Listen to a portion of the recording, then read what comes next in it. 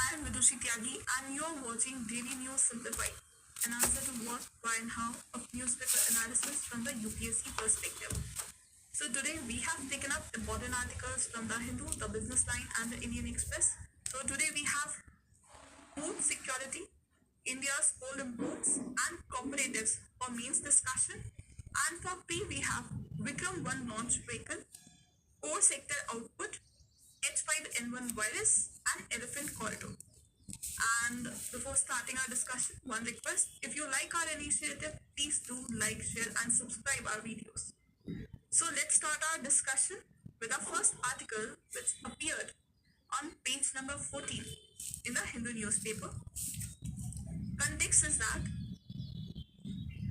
as per Food Waste Index report 2024, households across the globe, they wasted over 1 billion meals per day.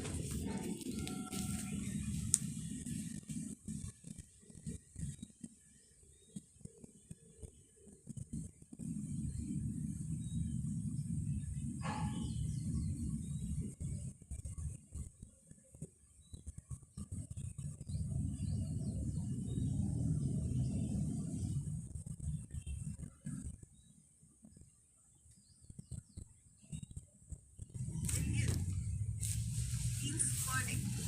And this situation is when we have 783 million people struggle with hunger and 30% of humanity, they are facing challenges with respect to food insecurity. So quite shocking data, and this data is provided by the report which is co-authored by UNEP. This is important for your parents. UNEP and RAP. RAP is Waste and Resource Action Program. It is a UK-based non-profit organization. So this data or this fact is provided by this report. Now the question is that why we have taken. You know that food, wastage of food is detrimental to achieve food security, and it also against the efforts to realize SDG goals like SDG goal 2 that relates to zero hunger, SDG goal 12 that is about responsible consumption and production. Also, if you see, issues of proper stock and food security is important theme mentioned in GS paper 3. So this is important from the syllabus perspective. Now come to the exam point of view. UPSC has been asking questions based on this theme. Like there was a question based on various type of revolutions which came in 2017. Then there was a question about features of National Food Security Act 2013 and it came in year 2021. So now let's see the key takeaway of this report. First is high level of house wastage, and household level they accounted for 60% wastage, which is more than food services that is 28% and retail service that is 12%. So majorly done by household. Second, it is not a rich country problem which we generally foresee. The average levels of household food wastage for upper and lower income countries differed by 7 kg per capita. So it is not a rich country problem. Third, food loss and wastage generated nearly 88 to 10% of annual global greenhouse gas emission, which is 5 times that of aviation sector. So this acted as a contributor to climate change. Then lack of mechanism. Apart from 4 G20 countries, that is Australia, Japan, UK and US, majority of the countries they do not have mechanism for food wastage estimates which is suitable for tracking progress to SDG.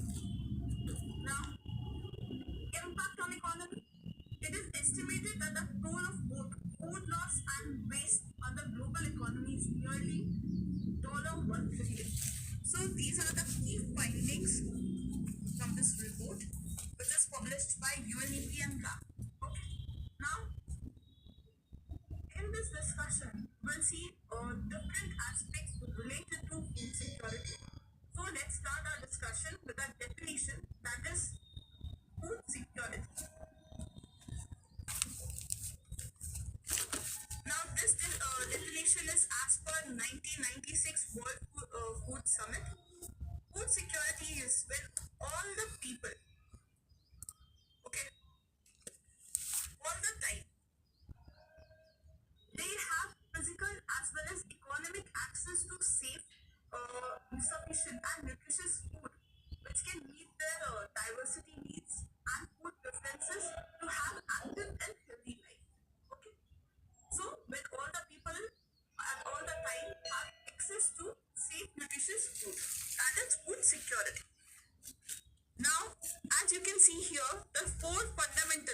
can say pillars of food security, that is availability, accessibility, utilization, and stability. So first we'll start with availability. So this availability side address the supply side, okay, which determined by level of production, stockpiles, net trade. So this is the available side that deals with supply side, okay. Second pillar is accessibility. Now, food security is not about having enough food produced, that is the available part. It is more than that. It is about having consistent supply to enough safe, nutritious food to have active and healthy life. So this deals with consistent supply. Okay. Now come to the third pillar. That is utilization. This pillar encompasses different aspects with respect to food, like how it is stored, how it is cooked, how it is handled, etc. And all these to maximize the potential benefit of food in terms of energy and nutrients. Fourth important pillar is stability. Now, food security, you know that food security means consistent supply to nutritious food for a healthy life. Now, being food secure is not about having food only for today. It is also about having a reliable supply of food for the future. That is stability. Okay. And this factor impacted by other factors like economic instability, political instability, then unpredictable weather. So all these factors somewhere impact the stability part of food security. Okay. So these are the important pillars of food security. Availability, that deals with supply side. Accessibility, that deals with consistent supply of nutritious food. Then utilization, that how food is cooked, how food is taken, how food is stored, how food is handled, and stability part. Okay. Now, let's see the significance of food security. See, if you see significance of food security at individual level, that means that individual is getting the right nutrient. That means better nutrient intake, which will reflect in good health and working ability. Now, if individual is in good health, that means society is in good health and working ability is high, which leads to increased productivity of society, which is good for the economy. Okay. So this is kind of a flowchart you can make, like if individual is having good health, that means its working ability is high, health is good, that means overall productivity will increase and which will boost economic growth. Okay. Now further, another important significance is if you improve procurement and supply chain connection, this will empower economic growth, or this will enhance economic growth of those who are dependent on the process, like farmers. Okay.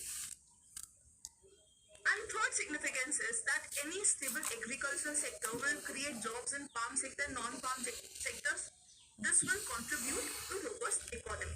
Okay, so these are the significance of food security.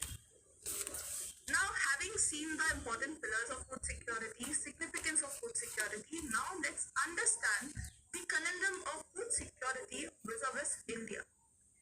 To understand challenges part in a better way, you need to understand this conundrum. Now, you must have heard about famines in pre-independent era. Yes. And we all know that government came up with different initiatives like Green Revolution, White Revolution. Post-independent era, government came with schemes like National Food Security Act. So government came with many initiatives, but still we are very far from the, you can say, ideal picture. That is to achieve zero hunger. We are very far from that ideal picture. And still, why I am telling this? Because still we have instances of malnutrition. We have instances of undernutrition which are very well highlighted by National Family Health Survey 5. And you can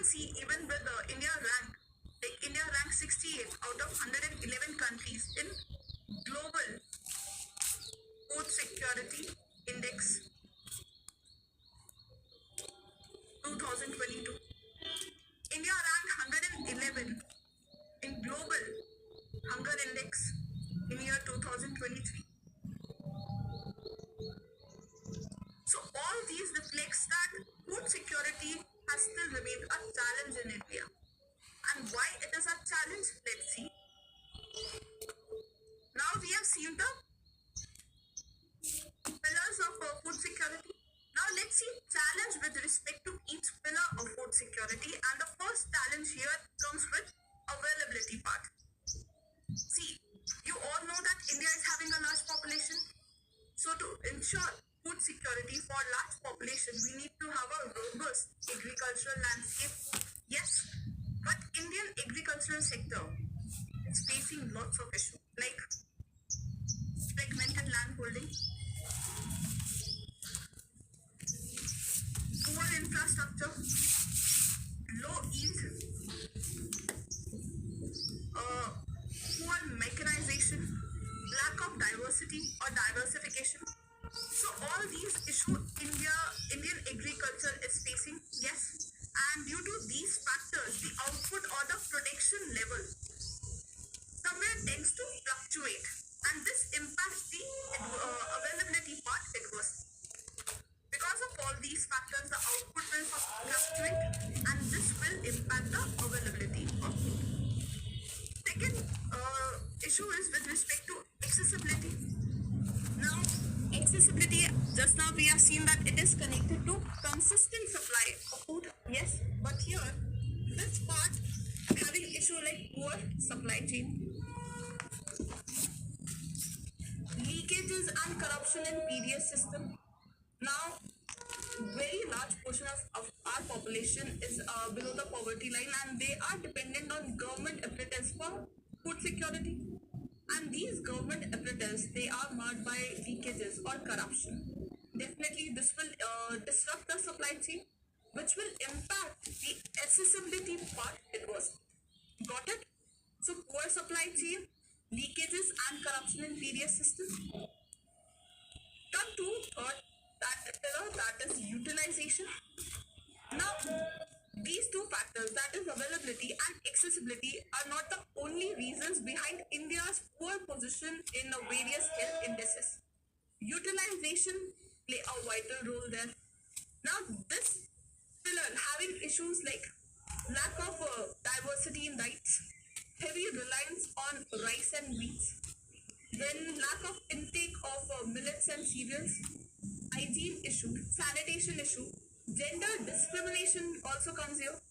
So because of all these issues, they compound and they create a persistent challenge to utilization aspect of food security. Got it? And this is the same issue which is highlighted in the given article as well, that food wastage at household level highlights the challenge of poor utilization. Yes? Now come to the last part or last pillar, that is stability. Now you know our agriculture, majorly it is rain-fed. That means any fluctuation with respect to rainfall can impact the agricultural sector. Plus we have issues like global warming, climate change. These factors will also hit the production side. Yes.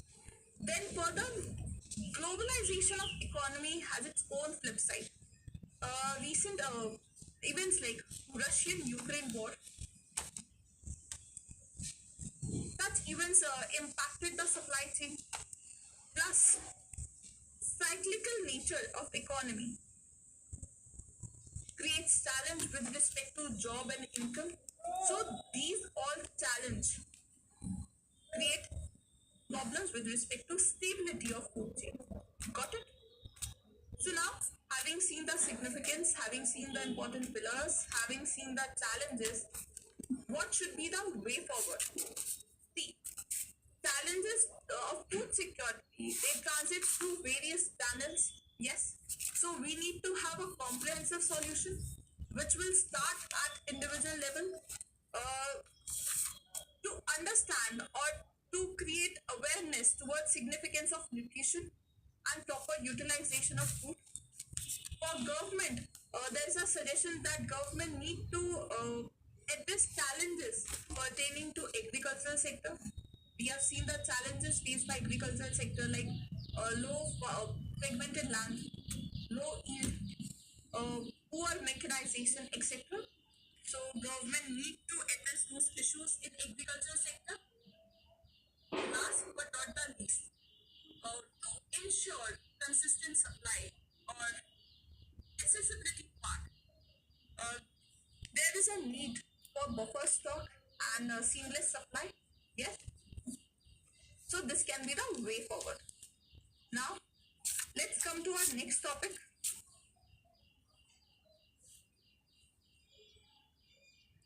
which appeared on page number 8 in the Hindu newspaper.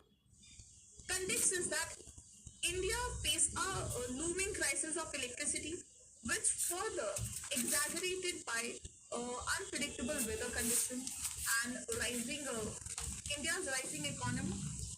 Plus, as temperature rise, the demand for electricity surges. Got it? So this highlights the systematic issue in energy supply and logistics. And you very well know that coal is major source of energy. So this article deals with problems associated with coal production and import. Now the question why we have taken, because coal is one of the important resource and which is important theme in GS paper 1.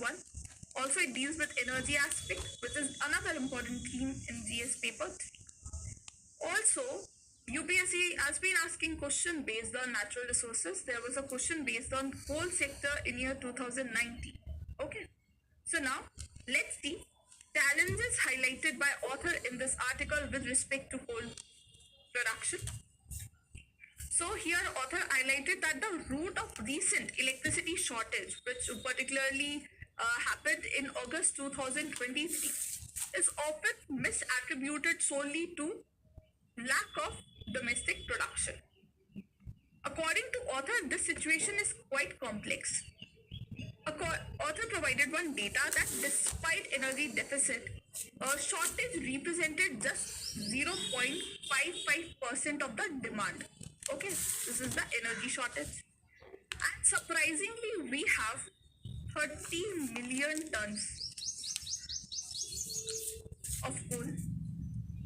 Shortage is 0.55%. Surprisingly, we have 30 million tons. That means shortfall of just 0.6 million ton coal. And this led to the crisis.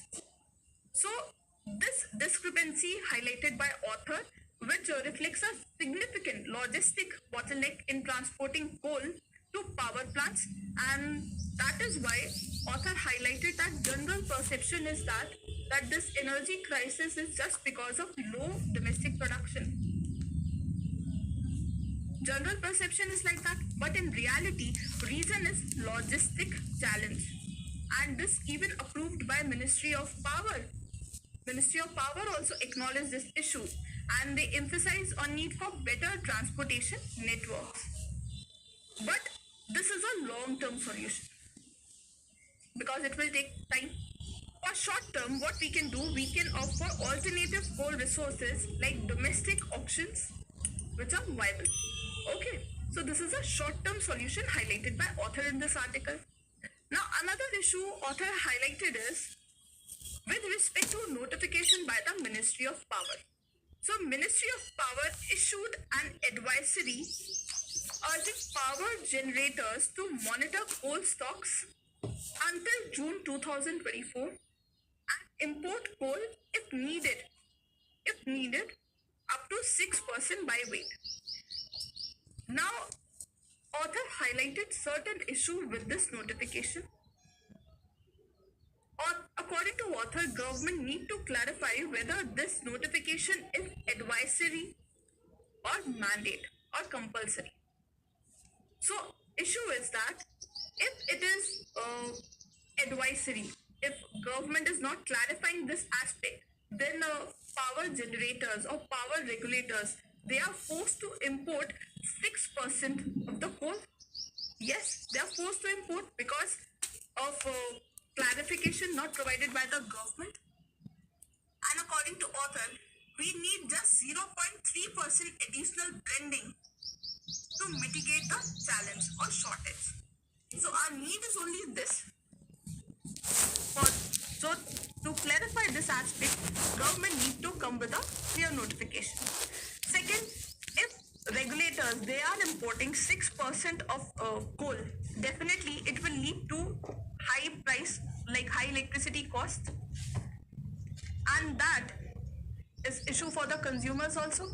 So another issue is cost implication because of this lack of clarity.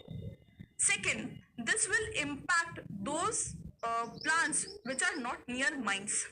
So this coal shortage primarily affect distant plants, not near mines. And all these issues just because government they have to clarify whether this provision is advisory or whether it is mandatory. Now here author comes with a solution for regulators as well as for the government that it is imperative for electricity regulator to differentiate between the advisory and the mandate part of the notification to uphold the prudence of electricity costs and ensure decision making. And from the government part, government need to address logistic challenges to mitigate coal shortage without burdening consumers. Okay, so these are the suggestions provided by the author. Now here we have given a practice question with reference to coal. First statement is government mandated to import 6% of total coal requirement. Second statement is the recent shortage of coal is mainly due to logistical inefficiency. We have already discussed these 2 points. So write the right answer in the comment box. Okay. Now come to our third discussion, which is based on this news article which appeared on page number 7 in the business line. Context is that the existing agricultural challenges in agricultural sector and the resultant farmers protest, they have given a call for promoting cooperatives in agriculture to regenerate agriculture as a sustainable economic model. Okay. Now, why we have taken? Because issues with respect to agriculture is important theme in GS paper 3. So here we will cover different aspects with respect to cooperatives, including constitutional aspect also. So what is cooperative societies? Like it is voluntary association of people or individuals having common goal or to achieve common economic goal. So it is a voluntary organization. So let's start with the characteristics of cooperative society. So the first chief characteristic is that it open membership.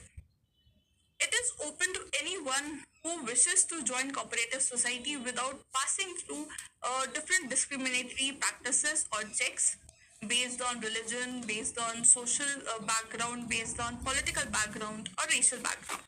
So it is open to all the members. Second is voluntary association. Any individual who wishes to join cooperative society, they are not forced to become its members. So its association is voluntary in nature. Your members are not forced to become its member. The individuals are not forced to become its member. Third is state control. Here, some of the aspects of cooperative society they are monitored by government entities or authorities. So it is under state control. Then democratic management. They are managed democratically, means they have their here decisions are made based on the voting, and here one member typically having one vote. So democratic management is there. Then capital contribution by the members. Here members contribute capital to the cooperative society for its better functioning. Then self-help group, self-help through mutual cooperation. Here members, they aim to help themselves to achieve common economic goal through mutual assistance and cooperation. So these are the chief characteristics of cooperative society. Now let's see the constitutional provisions of cooperatives. The 97th Amendment Act of 2011 created a new part, that is 9B and 9A, regarding cooperatives in India. Then in part 3rd, Article 19, the word cooperatives was added after unions and association. This enables citizens the right to form cooperative society as their fundamental right. Because part 3 deals with fundamental rights. Now, new Article 43B added in part 4, that is Directive Principles of State Policy. And Article 243ZH and 243ZE in part 9B deals with cooperatives. You can use these while framing introduction of cooperative society. Okay. Now come to the significance of cooperative society. The first significance is alternative income. Through cooperative society, farmers in rural area, they have been able to find work and income outside the traditional farming activities. An example of this is Amul. Amul created alternative employment for rural population.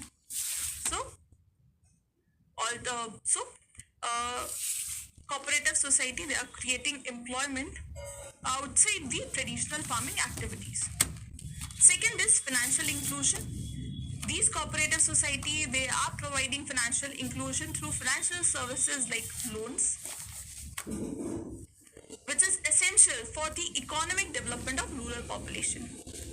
To infuse money in mechanization, or you can say modernization of farm sector. According to a report published by NABARD contributed significant amount to loans to rural areas, that is rupees 1,48,625 crore in financial year 2019 and 20. So you can imagine the financial inclusion infused by cooperative society. Okay. Third is women empowerment. We are witnessing feminization of agriculture, and business model of cooperative society is to give employment to women, which empower them both socially as well as economically. Okay. Best example of this is Lijjat Papad.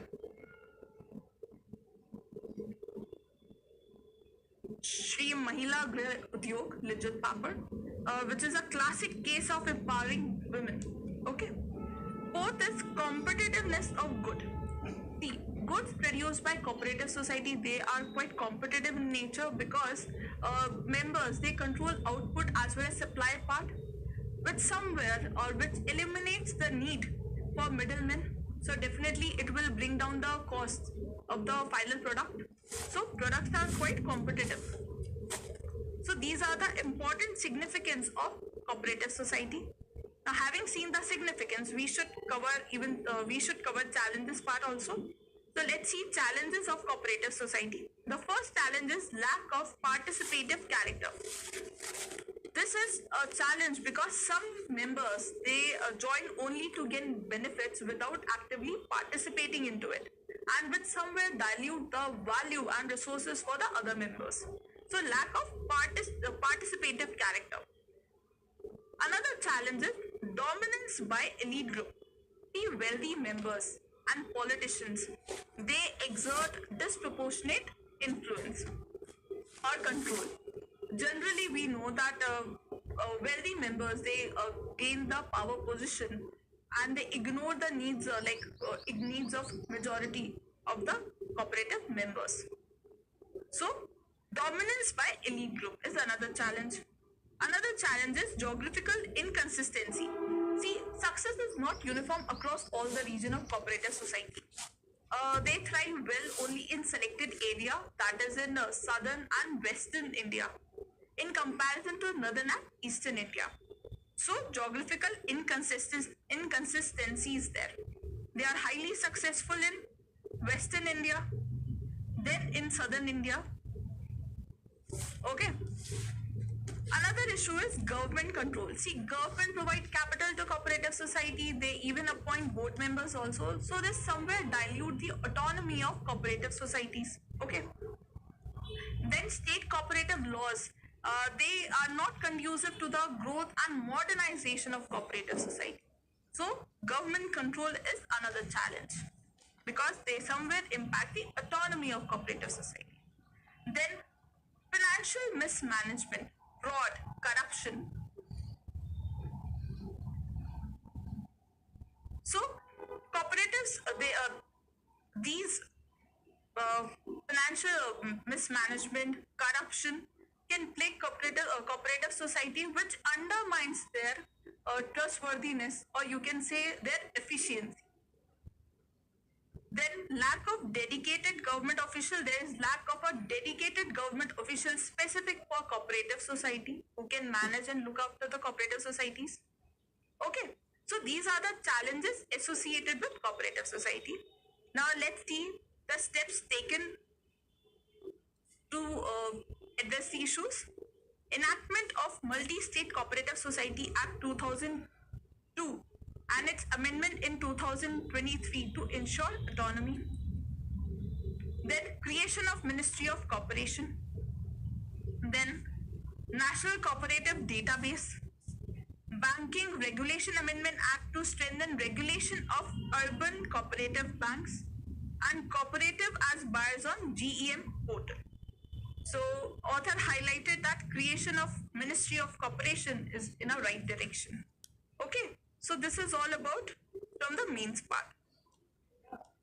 Motorola Edge 50 Pro has redefined flagship smartphone. Motorola इसमें इतने सारे features लाया है जैसे कि AI about from the mains part. If you have any doubt, please drop your doubt in our comment box. Now let's start with our prelim section. Our first article is based on this news which appeared on page number 4 in the Hindu newspaper. Context is that Skyroot Aerospace successfully test fire stage 2 of Vikram 1 launch vehicle. Now UPSC has been asking question on development in space sector. There was a question on India's satellite launch vehicles in year 2018. So here we have taken a practice question based on India's development of Vikram 1 space launch vehicle. Okay, theme is same, that is launch vehicle. Now before solving this practice question, let's see the key details associated with Vikram 1 space launch. It is a small lift launch which is developed by Skyroot Aerospace. Now Skyroot is Indian private company. Okay, and it will become the first Indian private company or first privately developed orbital rocket if this is successful. Now there are two kind of rockets. One is suborbital and orbital. So this Vikram 1 is orbital rocket. The suborbital means rockets that are designed to reach space but not complete an orbit. Okay, that is around the earth. While orbital rockets, they are capable of placing payloads into the orbit. Got it? So these are successful in placing a payload into the orbit, but these suborbital rockets, they are designed to reach space but not complete an orbit around the earth. Okay, and Vikram 1, remember, is orbital rocket. Got it? Second stage, which is now Kalam 250 is the second rocket second stage, and it is responsible for propelling the payload into the orbit. Okay, and this is powered by Kalam 250 rocket motor, which is made up of high strength carbon composite material. And it also uses solid fuel propellant because it is easy to store. It provides high thrust also. Now these are the important facts with respect to Vikram 1.